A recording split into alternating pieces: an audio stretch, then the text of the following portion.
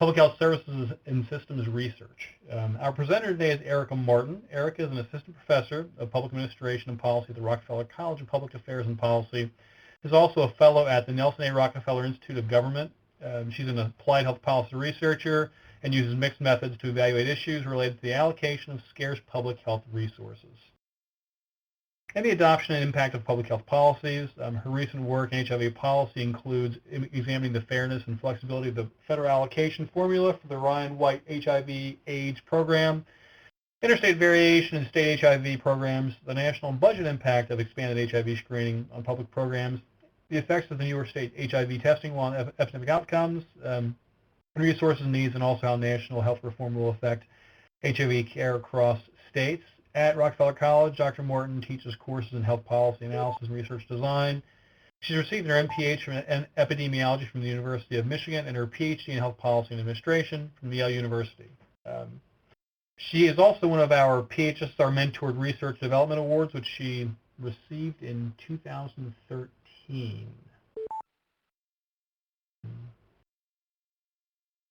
So again, this is the title. Sorry. Erika, you want to go ahead and start? Sure. Thanks, Rick, for the introduction. Nice to see a lot of you on the call that I know and also those who I don't know. For those who do know me, I apologize for sounding like a bit of a frog. I'm usually more articulate, but I'm recovering from laryngitis. So Rick has kindly agreed to step in and tell some jokes if I start coughing. As he started to laugh. So these are the results from the first aim of this 2-year project, where we are studying the usability and fitness of new open data sources for public health research. And the ultimate goal of this project is to make some recommendations about how we can build a more sustainable open data ecosystem where we have high quality data that actually gets used to improve public health. And as acknowledgments, first and foremost, I really appreciate the support of the Foundation and the National Coordinating Center, which has been incredibly wonderful and supportive.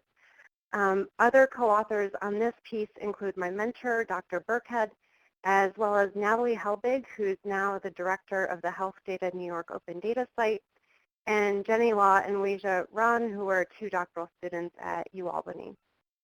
And as a disclosure, Gus Burkhead and Natalie Helbig are employees of the New York State Department of Health, which maintains one of the open data platforms that we reviewed. So the goal of this project was to look at the open health data platforms in New York City, New York State, and at the federal level in order to document 3 different things. First, we wanted to know what data offerings are actually available on these websites. Second, to what extent do they align with different measures of data and metadata quality and usability? And third, how do they vary across the different platforms? So today I'll spend a little more time than usual on the background of what is open data, as this might be a new area for some folks on the call. And then I'll go through the research methods and how we thought about evaluating these data offerings systematically. And then after talking about the main findings, I'm also going to talk about the implications for practice, which our 2 commentators are also going to discuss. So following President Obama's memorandum on transparency and open government, governments at all levels in the U.S. are developing open data policies to proactively and systematically release data before they are requested. So these include a wide range of government-produced data, such as administrative data. This might include New York hospital discharge data or all-payer databases, health survey data like NHANES or MAPS, and surveillance data. And the presumption here is that data that is created, collected, processed, or disseminated by government should be publicly available unless it's restricted by law. And in addition, governments should be developing collaborative strategies to be engaging stakeholders. Now to clarify, open data is not the same thing as big data, although they are related. So the technical definition of open data is that the data must be publicly accessible, available in non-proprietary formats, for example, being in a CSV file rather than Excel or SAS, free of charge, and with unlimited use and distribution rights. And there have already been some interesting use cases where open data have already made a difference in public health. So one quick example of this is that our nursing home bed census data, which is not a particularly exciting data set, was really helpful in emergency management for Hurricane Irene. So nursing home staff were able to look online in the bed census to see which facilities had available nursing beds, and then they were able to move nursing home patients to these beds before the storm hit New York City. So Cheryl Wald, who's on the call, she's one of our practitioners. She's going to talk about these use cases a bit more in her own commentary. So if you've never seen an open data platform, this is 3 examples of what they look like, and these are the sites for the New York State Department of Health, New York City, and the federal DHHS website. These contain search engines where users can go and locate different data objects. Users can interact directly with the data in the platform. So in this example from the New York City webpage, users can click on the different points in the map, and then they can learn a bit more about all of these different hospital facilities in New York City. To engage users, there are often national competitions such as codathons and hackathons. And these events are designed to encourage app developers to be creating new products that use the open data. And in the spirit of public engagement, these platforms also encourage users to submit their own ideas for what data they might like to see and in different kinds of formats. So, with that background, open data are really promising, and it seems like there might be some important opportunities. But they're currently directed at multiple user communities, and these include developers as well as the media. So we were interested in understanding to what extent are these actually usable and fit for public health research? And second, how can agencies that are releasing the data improve the quality of the data and the corresponding metadata so that they are of higher value to this user community?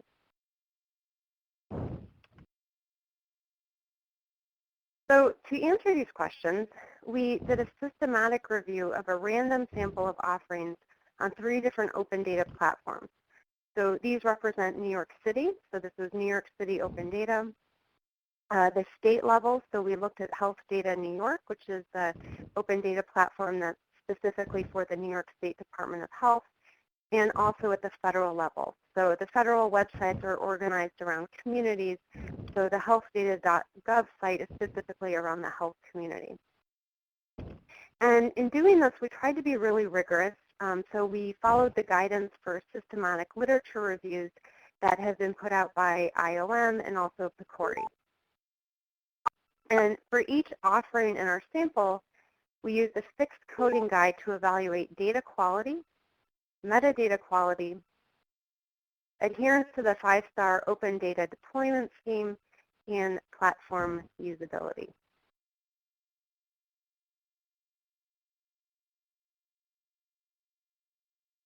So our final sample includes 183 objects, and later in the presentation you'll get a better understanding of what I mean by objects.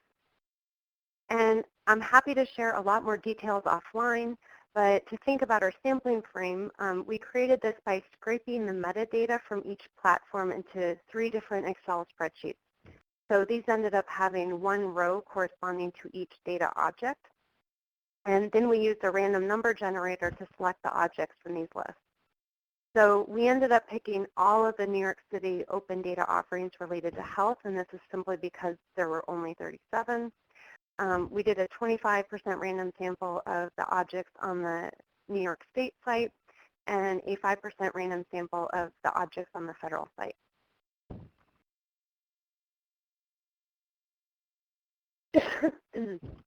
So the exciting part of this project is that we were trying to do something new. So there were no existing coding guides. But this was also the most challenging part of this project because there were no coding guides. So we started out with a pretty extensive interdisciplinary literature review of what does data quality data usability, and fitness for use mean? And we paired this with conversations with individuals with a really wide range of expertise, where we discussed issues such as how they use health data and how they evaluate whether it is of high quality or relevant for their use. And we also collected ideas from other sources when we were developing our coding guide. So one source was focus group transcripts from a recent workshop that we did on open health data in New York, where we brought together researchers and practitioners to talk about these issues. Another source was comments that stakeholders gave to the New York State Department of Health when they were developing their prevention agenda website. So this prevention agenda website contains a bunch of county-level data that local health departments can use. And we also tried other venues, such as posting a blog to the Department of Health SAS user groups to get some comments.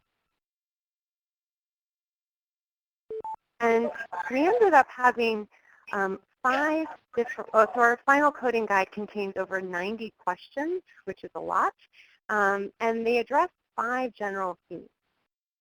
So the first theme for our questions was descriptive information. So here we were looking at things like, what is the presentation format? How can users interact or download the data? And what kinds of demographic variables are available? The second dimension that we were looking at was intrinsic data quality. So these are characteristics that any user would flag as being high quality data. So these items would include things like accuracy, believability, validity, and reputation as a data producer. So these are the kinds of characteristics that we often talk about in public health research when we're talking about whether data are high quality or not. The third category of questions was on contextual data quality. So these are characteristics that indicate data quality, but how we evaluate them depends on the intended use. So specific items might include relevance, whether the data has value added, whether there's an appropriate amount of data, ease of understanding, and ease of manipulation. So here, a developer might want a very different amount of data and at a different level of aggregation than a health researcher. And they might also want it in a different structure. So they would think through data quality on these contextual dimensions differently than a health researcher would.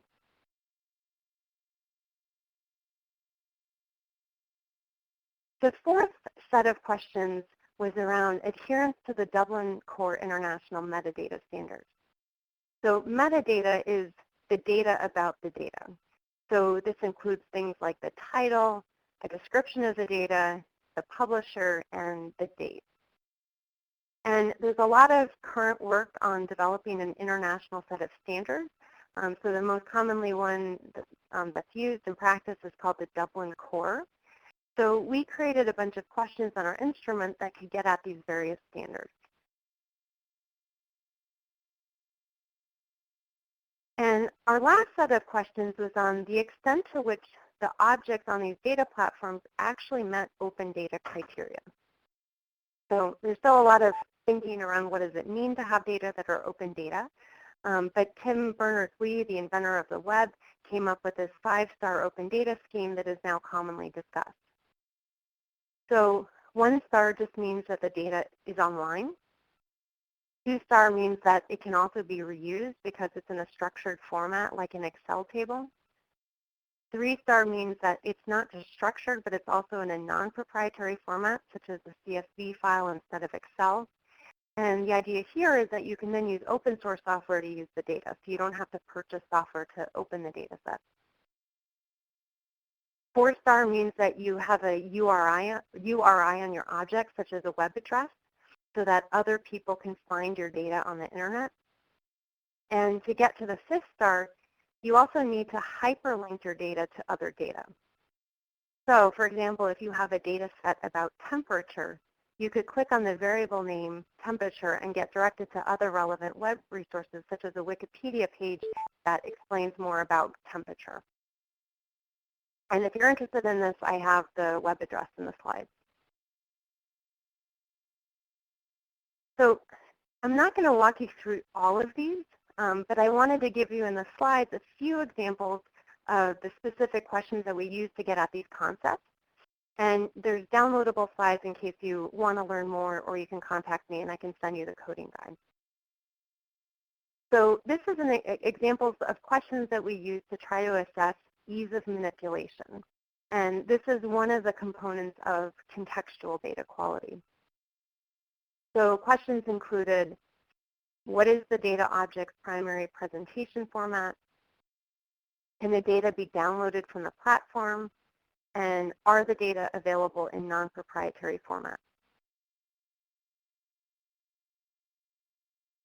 An example of questions that assessed intrinsic data quality included whether there's a code book, whether there's a description of the sample design or how the data were collected, and whether there's any information about whether there were random checks for data accuracy or other auditing procedures. And here's a few other examples of questions that we had around relevancy or value added related to contextual data quality. And again, I'm not going to go through these, but these are just some examples that you can read on your own if you're really interested, and they're in the slide deck. As part of our coding, we archived all of the static documents in case we needed to go back and recode. And finally, we really wanted to get high inter-rater reliability, so we had 2 different coders, which is how our questions ended up being so specific.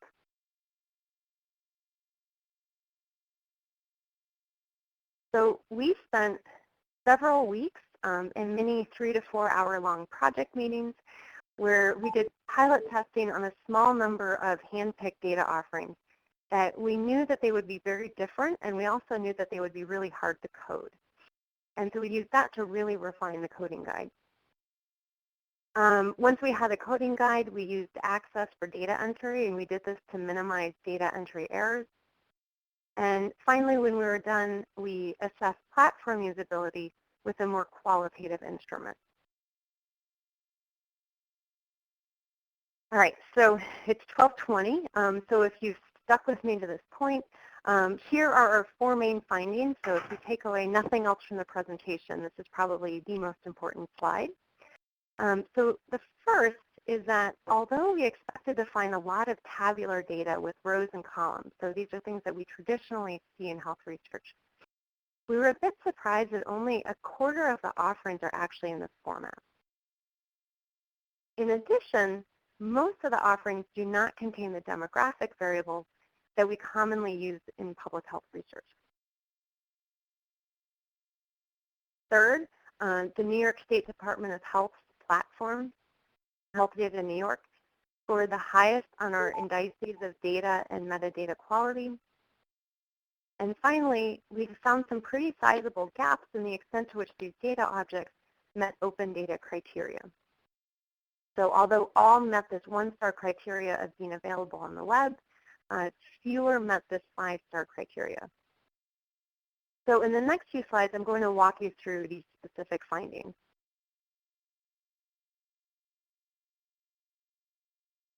So this table shows you the descriptive statistics for the objects in our sample. So there's 3 different columns because they're stratified by open data platform. So you see the New York City Open Data Platform on your left. There's the Health Data New York, which is the state platform in the middle. And Health Data New York, which is the federal DHHS platform, is on the right. So the first characteristic to look at is the primary presentation format. So this is the first thing in the table. And this is the format that a user sees after they find the data object from the search engine. And across all 3 platforms, about a quarter of these objects were tables, although there was some variation. So almost half of the New York City objects were in tabular format, and 1/6 of the objects in the federal site were in this format. Other presentation formats included charts, maps, external files, query tools, and also documents about the data, such as the reports that use these data. For the Health Data New York site, about 60% of the objects also had a different presentation format that was available to users, although only 13% of federal objects had this feature. And another interesting feature to point out is the ability to view the data object in the browser. So this is sort of what, in theory, you should be able to do if you're looking at these open data sites. So from the New York City and New York State sites, the data could be viewed directly from a browser for about 3/4 of the objects. And if the data could not be viewed, it was because there was a problem with the data access page, or else the data object was in a downloadable file. But for the federal site, only 1/3 of the objects could be viewed in a browser.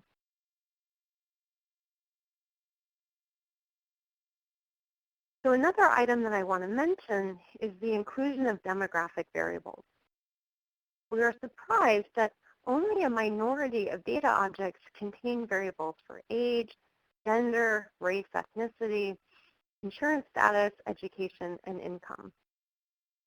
Geographic identifiers and information on providers or health facilities are a little more common, but still less than half of the data objects had these. And finally, in the last row in this table, we list the fraction of data objects that are hosted on another platform or another website. And this is the case for 1/5 of the federal objects. So after finding the data objects through the search engine, the user is directed to another website to get the data. This graph displays for each of the open data platforms the values of the summary indices for intrinsic data quality, contextual data quality, and adherence to the Dublin Core metadata standards. So again, you have New York City on the left, the New York State platform in the middle, and the federal platform is on the right. And all of these scales are on a 0 to 1 scale, with 1 being the highest.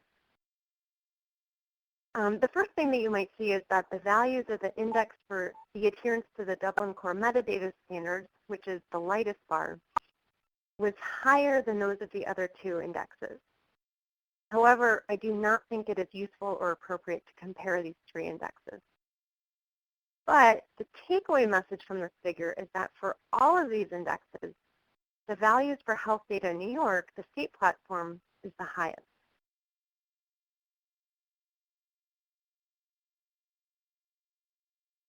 Another main finding is that, so this figure shows for all the platforms the percentage of data objects that met each of these 5-star criteria.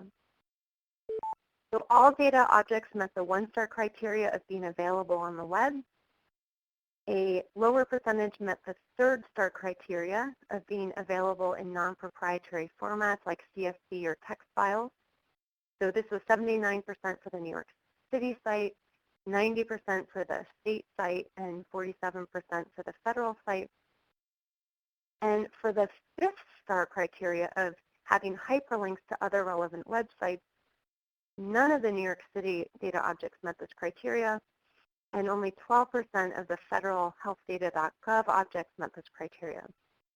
However, over 3/4, about 77% of the New York State Health Data New York objects met this criteria.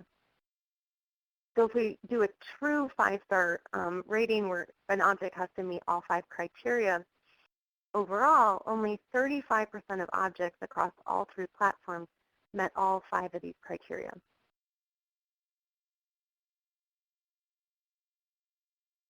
And finally, we summarize some of the interesting features and limitations of these platforms. So a few things to point out is that the state and city platforms hosted their data directly on the platform, with links to external web pages where appropriate. An example of this is the Sparks dataset, which reviews all hospital discharges in New York State, has a tabular open data set that you can see on the platform and you can download from the platform. But the metadata page gives users a link to the Department of Health website that gives you more information on this data set, including how to request the full version with identifiable information. So that's definitely not the open version, but it tells users how they can get a more sophisticated version of the data set. The state and city platforms included open data handbooks on their websites. All platforms had a variety of tools to search for and download data offerings, post comments and ideas, and develop APIs. And they also announced Codeathon Challenge events. All platforms had a help feature.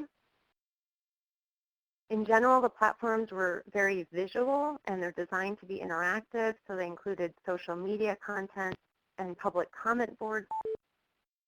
And the state and city platforms also allow users to embed maps into other web pages. For example, if you were to write a story on childhood obesity, you can embed the state map that shows data on obesity rates in public schools directly in your web page. And as the data get updated, your map will get updated in real time as well.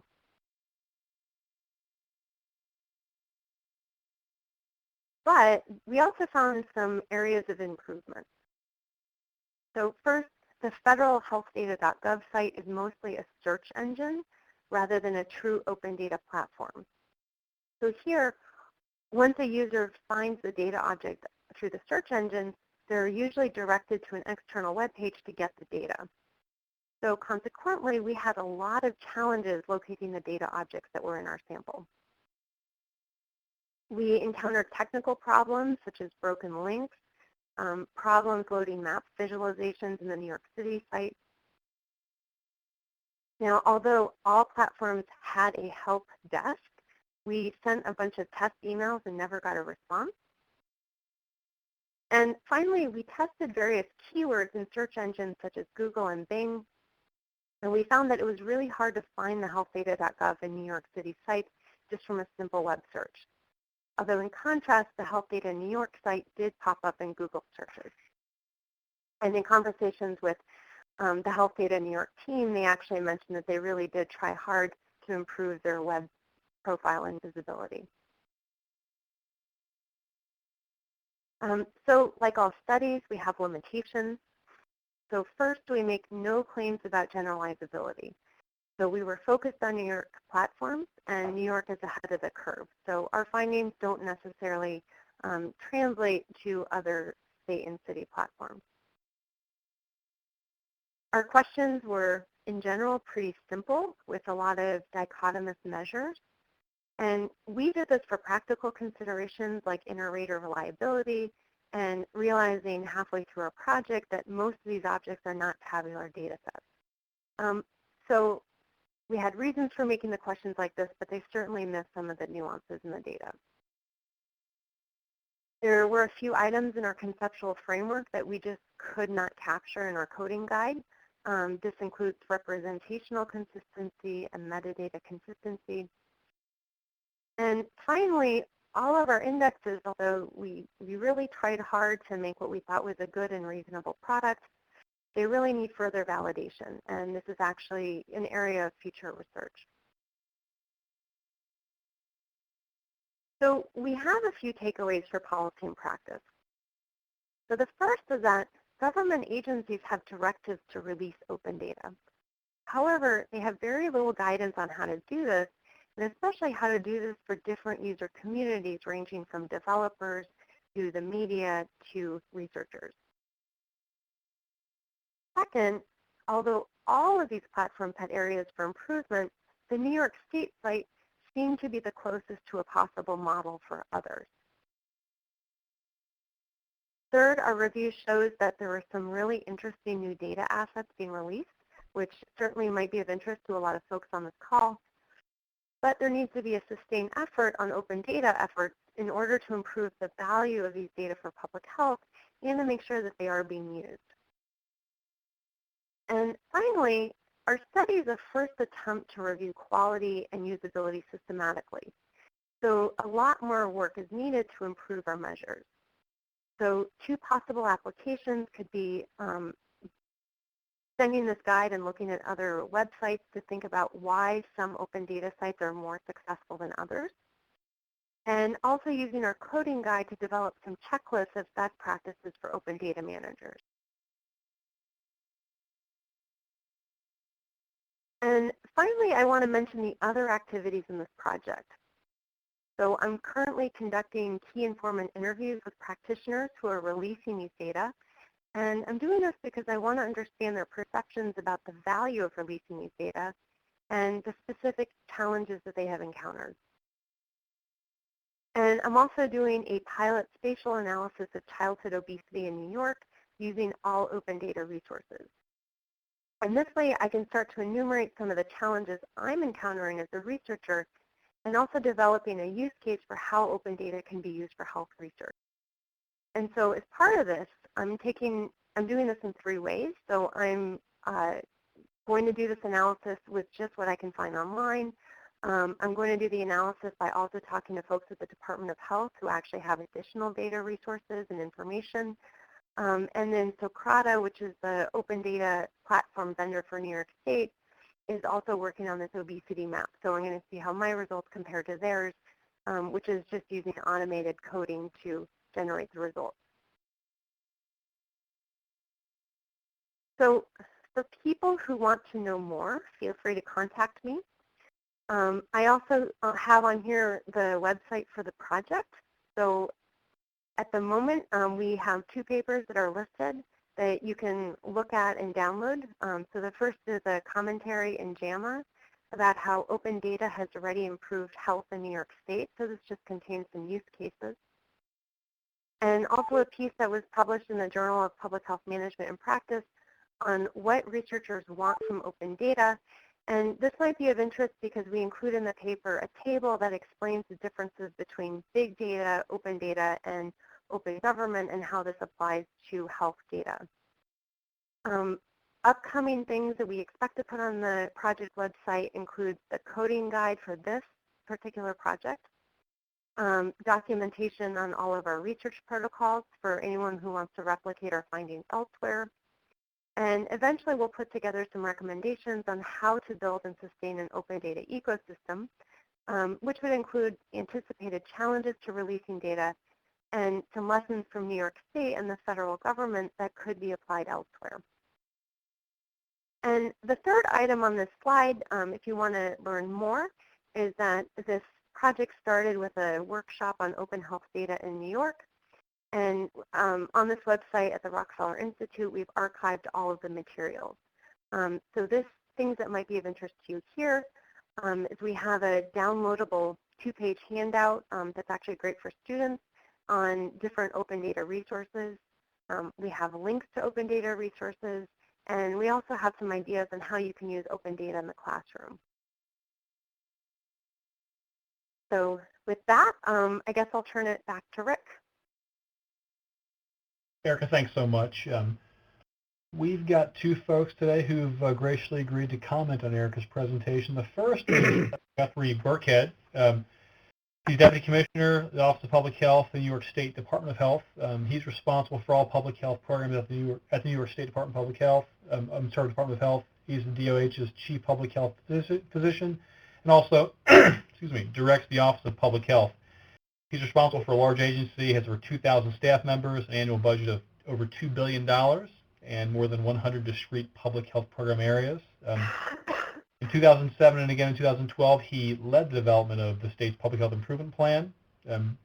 He's also leading the Department of Health's efforts at performance management, quality improvement, introducing quality improvement approaches to public health programs. He's the co-author of more than 100 peer-reviewed publications and book chapters, and is also professor of epidemiology at the School of Public Health at University of Albany. So, Dr. Burkhead, go ahead. Thanks very much. Can you hear me okay? Yes. Hello? Great. Yep. So thanks for the invitation to be on the call. I have worked with Erika on this project, and it's been actually very interesting and eye-opening. Let me just, from my perspective, say that open data is clearly a huge priority here at the New York State Health Department. This is partly due to the influence of our former health commissioner who really took this on about 4 years ago. And our open data platform went live just 2 years ago in 2013. We currently have about 400 data views, which include the data sets or tabular data sets, as Erika mentioned, but also charts, maps, and other kinds of formats, and that was one of the things I learned out of this process. Is it's not just the posting of data sets, but in some cases visualizations or other forms of data. About half of those are directly related to the work that we do in the Office of Public Health, but there's lots of different things there, and particularly to comment on the finding of this study that not all the data had demographic information. You'll see if you look that not all of them are actually have individual patients or people as the record level. Some of them, for example, one of our most popular databases relates to food service inspections and restaurant gradings. And so obviously you're not going to find demographic information in that kind of a database. So this was a major priority, as I said, of our former commissioner and current commissioner as well. And one of the reasons we were able to do this and get so much data up is that resources were prioritized for this, and we have a small unit that established the process for getting our data posted, clearing any confidentiality or legal concerns, and then dealing with the issues of having metadata in a standardized format. So I think one of the reasons we may have come out looking so well on this survey is that we put a lot of effort into doing this in a very systematic fashion. We did model it after the federal healthcare.gov website and are using the Socrata tool, which is what they use. But this effort at the State Health Department in New York actually then set the stage for a state government-wide initiative on open data that is using the same kind of methods. So even though it's gratifying to see that New York scored well in terms of usability and other factors in this study, I think we still have a long way to go. And that's really where I think Erika's research is very helpful to us. We would like to know if our data are useful, if the data are being used, and what makes the data more useful and more usable. Now, we can tell that people are looking at our site. We get about 1.5 million page views a month, and somewhere around 2,500, I should say, embeds a month. That is, an embedding is where you take someone comes on, looks at some data, develops an analysis, and then embeds a link back into their website. So, for example, we were having an issue with measles and vaccine preventable diseases in Onondaga County. The county health department was able to go on the open data site, look at the school immunization levels in the county, produce a map, and then embed that onto their own website so that people going to their website could see the information. And as the information gets updated, it automatically updates on their embedded view.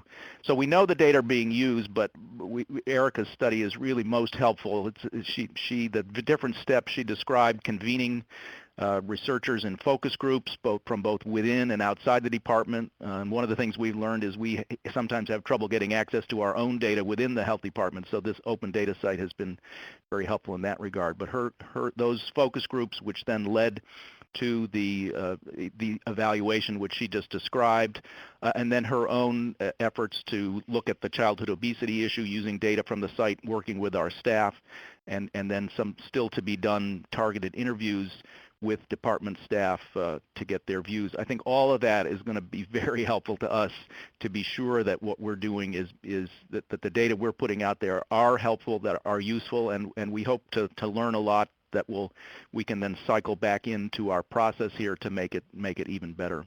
So I think that's really what I wanted to say. Erika's study is going to inform and hopefully improve what we're doing in New York, and hopefully can be a model for others to look at as well. So thanks very much for the opportunity to comment. Thanks for those words, Guthrie. Erika, do you have any comment on that reaction? Not yet, but should we start going through the questions, or did you want to go through Cheryl's commentary first? We do Cheryl first, then we normally hold questions to the end. Okay, great. So our other person who we have reacting to the presentation is Cheryl Wold. Cheryl, As principal at Walden Associates in Pasadena, California. She's focused on catalyzing the use of data and technology and innovative collaborative ways to improve health and well-being. She provides strategic research and evaluative services primarily to nonprofit and public sector organizations. Also serves on the board of the Community Indicators Consortium and the Pasadena Child Health Foundation.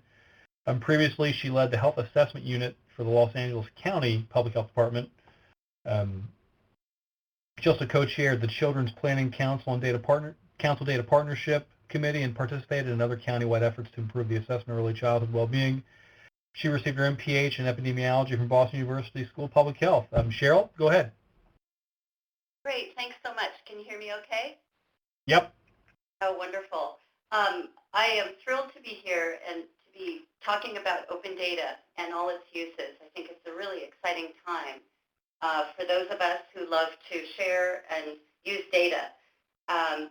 So I've been working with the California Healthcare Foundation for a while now, and the foundation has had a long interest in open data and what some of the potential of open data is. And some of our past work included looking at some of the best practices and what was happening around open data initiatives. There was a lot of information on the web, a lot of kind of enthusiasm about open data, and we took a close look at what some of its benefits and uses are, and that really helped inform, among other things, inform the foundation's decision to fund a 2-year demonstration project and an open data portal in California. And so there's been a lot of enthusiasm brewing here in California, and I have to say we've looked to New York as a huge model for this work. And so I want to express how grateful we are out here that you led the charge. And right now, just to give tip my hat to the Open Data Portal. For those interested, you can see that at chhs.data.ca.gov. So again, that's the California Open Data Portal. And it's really launched just in August of 2014. And what I wanted to add today to Erika and Guthrie's comments are we did a series of case studies on the impact of open data. We certainly noticed that there were a lot of open data initiatives popping up around the country. Very few of them focused specifically on health, but nonetheless, a lot of interest in civic innovation, engaging people and entrepreneurs with data, and clearly there was a lot of interest in this and a lot of potential for health. So other than the federal government, though, there were very few areas that were opening up a lot of health data sets. A lot of data sets around social determinants and other helpful information, but not so many on health. Nonetheless, there were these early adopters, and these are the folks that we included in our case study. And we really wanted to kind of look past the hype of open data, if you will, and look at what impacts these early adopters were starting to see. Is open data making us healthier, in essence, is what we were asking. Have there been any documented impacts? Where were folks starting to see traction in terms of the data sets and compelling use of the data and any related health outcomes? And we understand that that's fairly difficult to measure, but we were really interested in what assessment and evaluation approaches were being used to understand the impact of their own open data initiatives. And what we found was, there were a lot of kind of process information, a lot of information about the, as Dr. Burkhead mentioned, the uses of the data, the embeds, the sort of the downloads, all that stuff, which is already a huge success story. But again, looking past that, what were some of the impacts? We reviewed published material, reports, reviewed websites, and interviewed about 20 different public health officials.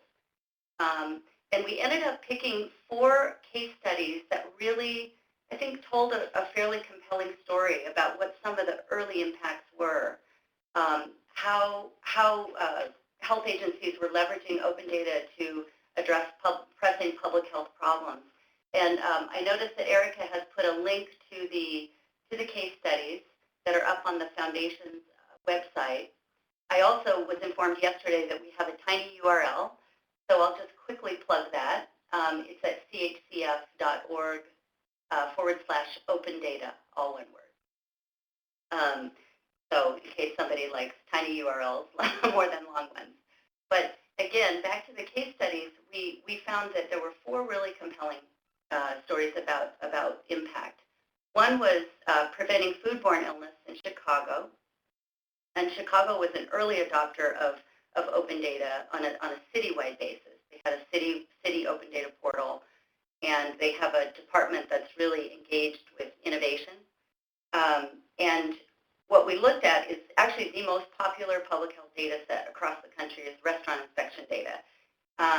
But opening up this data really led to different innovation, including a foodborne app, and it included predictive modeling of restaurant inspection. And I don't have time to go into all the details about how that happened, but we found that they actually wrote a couple of papers, both evaluating the foodborne app and the new inspection protocols that came out of this predictive analytics that they were doing.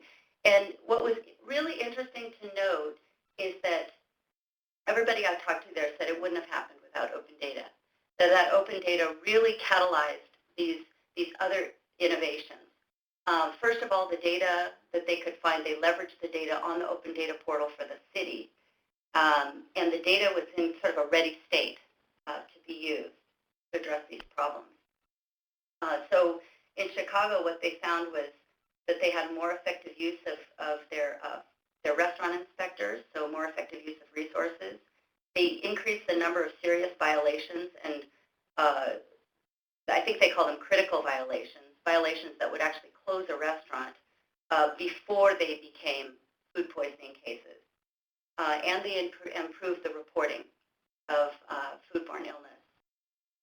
Another case study that we looked at was the childhood obesity surveillance in New York, which was a really great, a great story about really improving the effectiveness of surveillance of obesity among children and adolescents. And they took a really interesting approach to evaluating. They took a kind of a traditional surveillance evaluation approach and found that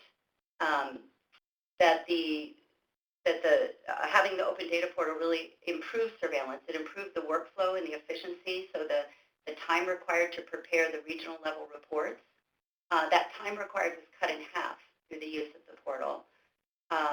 They increased the proportion of data requests that could be self-service, and they improved the dissemination of the surveillance data. So they felt that they increased the local relevance and the amount of media coverage around the release of these childhood obesity data, and that catalyzed a lot of local activity.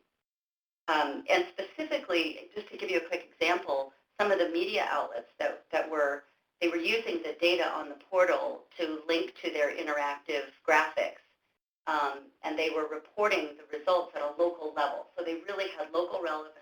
They were engaging. They were letting the media organizations do what they do best, which is engage people in the story. And then just real quickly, because I want to leave time for discussion, I'm going to mention one other case study, and that's in San Francisco. So San Francisco is also a leader in the open data movement, and their health department used open data, leveraged open data from the California Highway Patrol to map serious and fatal pedestrian injuries around the city of San Francisco. It's a huge problem in San Francisco. So they initially, again, the whole story started with open data. They mapped where these injuries and fatalities were occurring and engaged in a lot of different community processes with the police, with the transportation department, and eventually leveraged that open data as well as other data on their portal to create very specific information that is being used to facilitate concrete plans, no pun intended, but concrete changes in intersections, in traffic patterns to reduce pedestrian injury. So I'll leave it there with those comments, and we'll go ahead and move to questions. Great. Erika, do you have any response to that, or would you like to move on to questions? I think we can move on to questions. I think those are great comments from both Gus and Cheryl, so I really appreciate that. Great. We've got a couple questions. One from Brian Dixon. Brian wrote, did you measure completeness of data as one of the intrinsic data quality factors? Great question. We thought a lot about this. So this was just a tension between, do we want to review a lot of data objects versus did we want to review a few in more detail? So in the spirit of we wanted to review more data objects, we didn't. So we thought to really look at this, we would have had to download all of these, run them through SAS or other statistical software to really think through this. So the answer is no, not because we didn't think about it, but because resource constraints. But this is an example of where I think there's a lot of room for future research with maybe some limited number of data sets to really get at these concepts a lot more thoroughly. And then Brian has another kind of a question / comment. Brian is written here that he says, I'm curious as to how New York State is able to provide URIs since that is a challenging human resource capacity issue for public health. Usually I find that only organizations with dedicated librarians can achieve level 4. So any insight as to how that was possible? That's a great question since I'm doing a bunch of interviews with data managers and folks at ITS.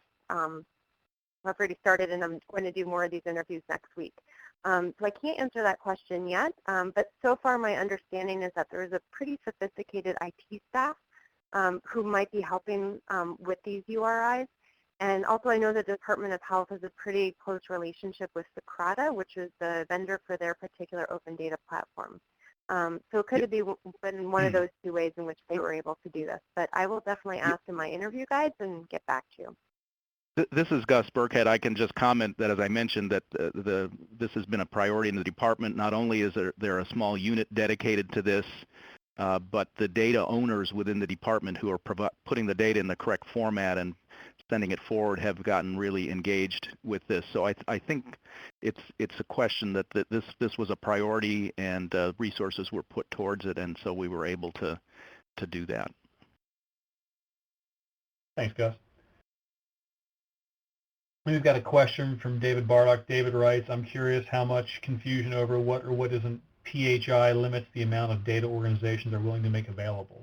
Any thought about that? Confusion about what maybe what is relevant, not relevant? I suspect yes. And this is actually one of the things that I'm specifically going to be asking in my interviews with folks releasing open data. So I do have an upcoming key informant interview with some folks from our legal department, and I'm going to ask a lot of questions around this. But I'm sure Gus might also have some insights. Yeah, I think well, that was one of the hurdles that we had to overcome, and so one of the first steps we took was to get our legal office engaged with this. And so for each data set that goes up on the open data site, there's a full legal analysis of what can go and what can't. And so there are restrictions on small cell size and other sorts of considerations that come into comply with HIPAA or to comply with our own state our confidentiality requirements. But that's one of the checkoffs on the steps you take to get a data set promoted up to the open data site. Is it's got to undergo full legal review, and then if there are concerns with PHI, that those are dealt with through things like small cell size restrictions. This is Cheryl. I just wanted to chime in. I think it's really important that we, within the ecosystem, that we share information about the legal requirements and constraints. I found that talking to folks around the country, it's a huge barrier, and everybody interprets those constraints differently. And so I think the more that we can get examples out there and guidance out there, it would be very helpful for folks working at the local and state level.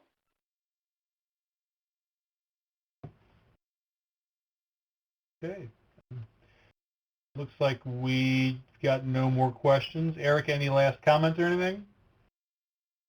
I don't have any other comments other than I really appreciate folks for being on the call and to our great commentaries. These were really fantastic. Yeah, thanks to you and to Gus and to Cheryl for participating today.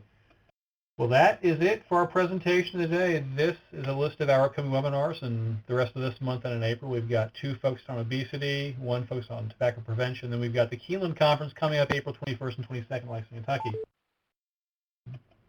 And here's kind of our May to July lineup. Thanks for participating in today's webinar. We appreciate your attendance. If you have any questions, feel free to contact Ann Kelly. Thank you.